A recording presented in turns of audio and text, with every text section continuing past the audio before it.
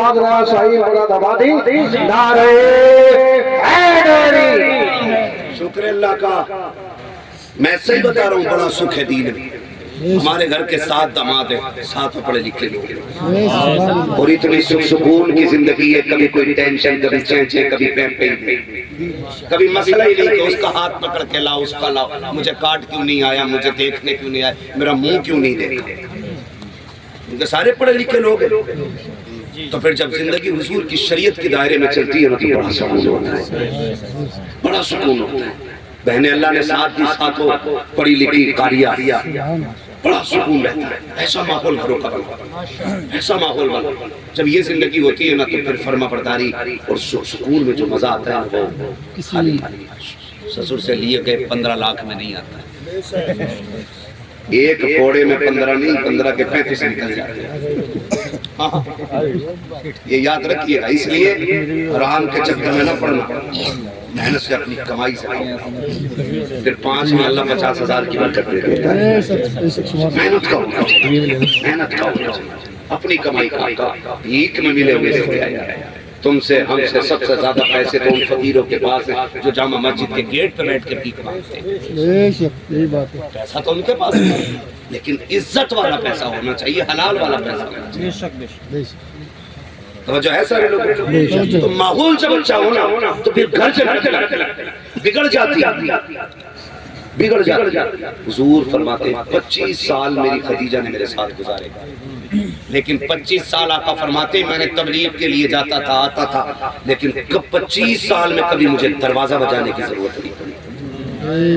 ये कौन कह रहा है? ये नबियों का इमाम कह रहा है।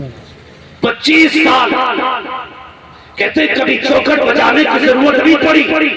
आका फरमाते एक दिन आया, मैंने खदीजा से कहा, खदीजा क्या बात है, मैं कभी खांसा नहीं, कभी आवाज नहीं दी, कभी कुंडी नहीं बजाई, कभी हाथ नहीं मारा, तुम्हें कैसे पता चल जाता मैं आ गया?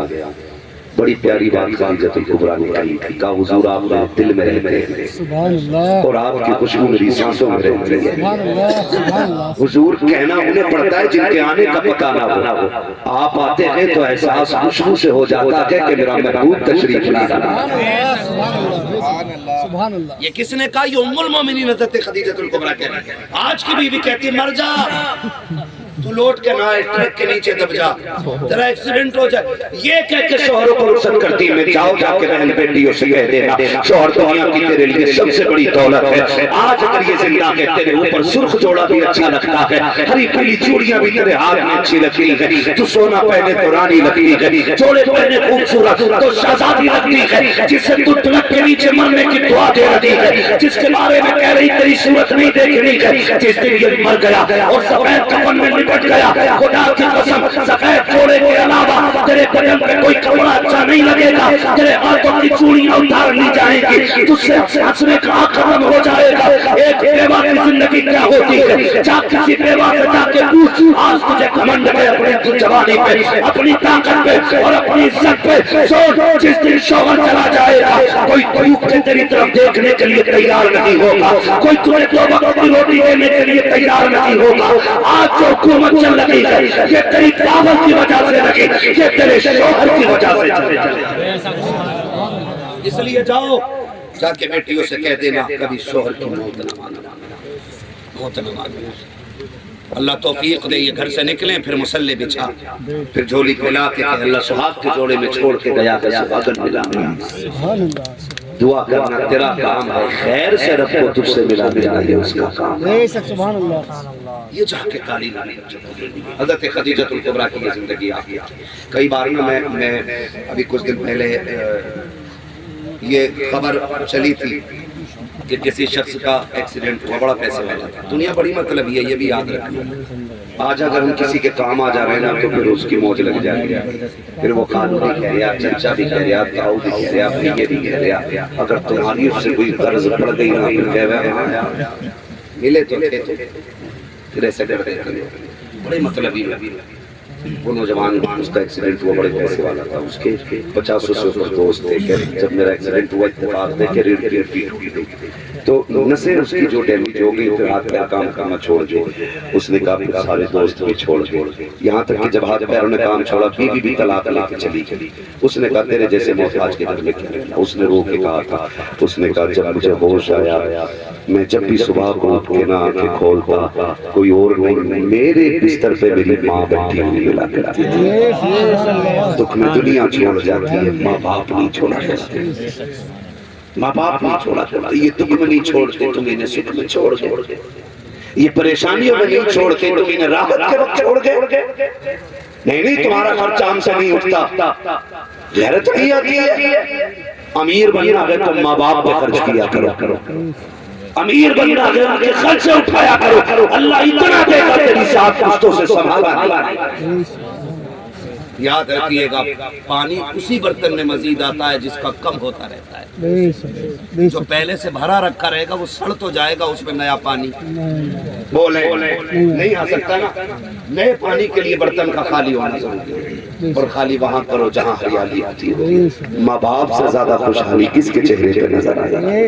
ان کے اوپر خرچ کرو, ان کے اوپر خرچ کرو. آپ تاریخ کا یہ باپ پڑھیں اور جاؤ جا کے بیٹیوں کو بھی یہ سمجھاؤ, بیٹوں کو بھی سمجھاؤ. اور میں ایک بات بتا دوں, میں صرف بہو کے حوالے سے نہیں کر رہا ہوں, میں شوہر کے حوالے سے بھی اگر بات کروں بڑا وقت لگ جائے گا. صرف اتنا بتا دوں حضور نے بیویوں کے ساتھ کیسے رویہ رکھا ہے. تالی دونوں ہاتھ سے بچتی ہے, ایک سے نہیں. خالی عورت ہی نہیں, آپ کو بھی اس کی عزت کرنی پڑے گی, اس کو رسپیکٹ دینی پڑے گی تاکہ اس کا حوصلہ بلند رہے.